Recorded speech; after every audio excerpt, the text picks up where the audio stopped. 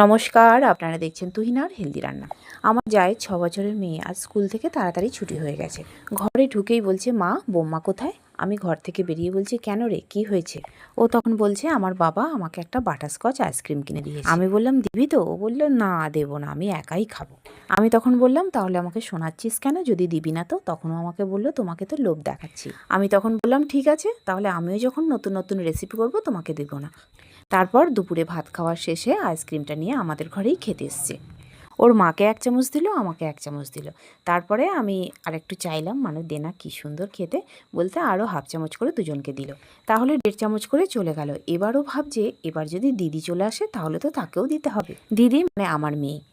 তখন ওর মাকে বলছে, ও মা ঘরে চলো, দিদি এক্ষুনি চলে আসবে, দিদিকেও দিতে হবে। বলে সে তো ঘরে চলে গেল। এই হলো বাচ্চাদের মন।